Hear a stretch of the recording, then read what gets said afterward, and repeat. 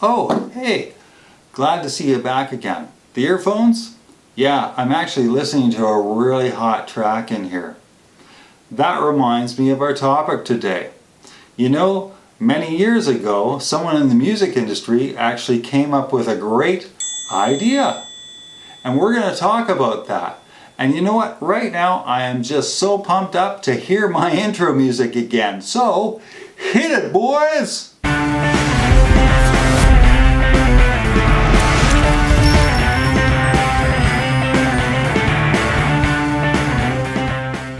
So today we're going to be talking about a bit of a controversial topic between musicians, and that is running backing tracks.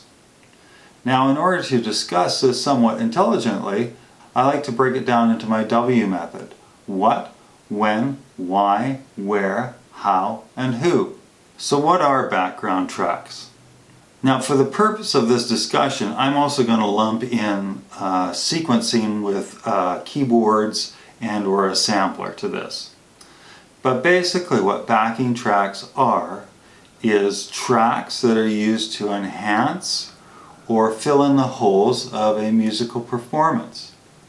This can even be like if you're a solo artist and you don't have a band to back you, but you've got a music track that you're going to play behind you and you're going to sing over top of that, or you're going to play an instrument over top of that. So who uses backing tracks? Well, everybody from a solo act or a band. Everyone from your local artist all the way up to those big national touring acts that you see.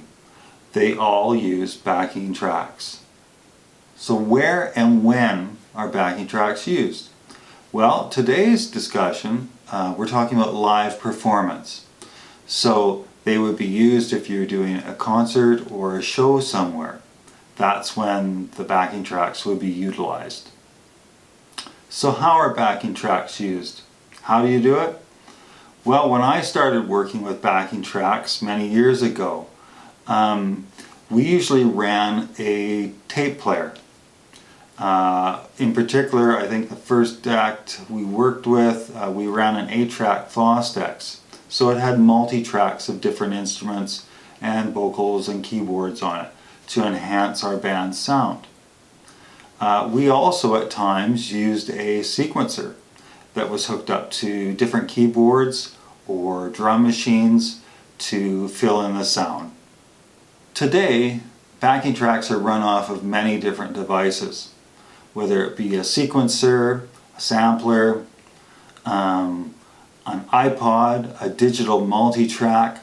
I think the most popular thing though that's used today would be a laptop running a DAW software. So let's talk about the most popular one, which, like I said, is running a DAW or digital audio workstation off of your laptop. Now out there are tons of different kinds of software packages for this thing.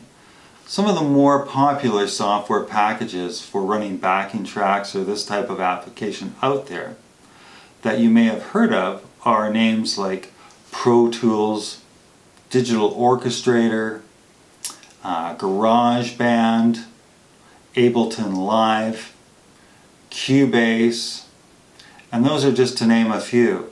Now, I'm going to be putting some links in the description for you, so later on, if you're interested in these type of packages, you can have a look at that.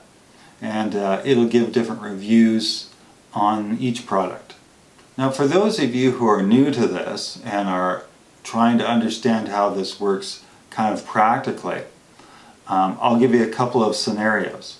Number one, if you are just a solo performer with a guitar and you're singing, you would have your laptop or your iPod probably beside you, and basically you would press play and you would have the track running through your monitors so you could hear it, and then you would just play along to it and sing along to it. Number two, for those of you working in a band situation, what you would do is you would take your device, whether it be an iPod or your laptop running your software, and you would take a dedicated track out of that which would have a click on it. That would generally be run to just your drummer through his in-ear monitors, so then he can keep pace with the click. And that would keep the track in sync with the rest of the band.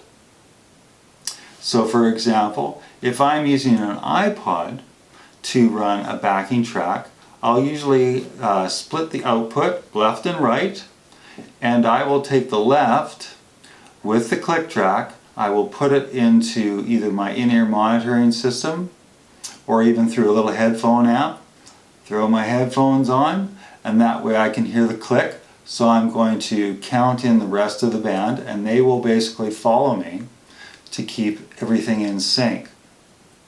In the same way, if I'm using a laptop with a multi-track on it, I would just take one track off of that with a click on it again into my headphones or my in-ear monitors, and I would just keep the rest of the band in sync with that as well. So some of the advantages or pros of running track are, number one, it gives you quite a full sound or a full mix out front. You don't have to have 15 people on stage to reproduce your sound that you've made on the album. If you are a solo or a duo act, again, it enhances your sound. It makes you sound bigger than you are, and that can be a nice thing. Economically, if it's just one or two of you going in to do a performance, and you can sound like a bigger ensemble, you can probably charge a little bit more, so that helps too. Some of the disadvantages or cons of running track are that it can tie you to a very specific arrangement. That being the structure that your track is, you're going to pretty well have to stick to that. Secondly, you also run into the risk of getting off sync with the track. I've done this a few times, probably more than a few times in my career, and it's embarrassing because people then realize you are running track.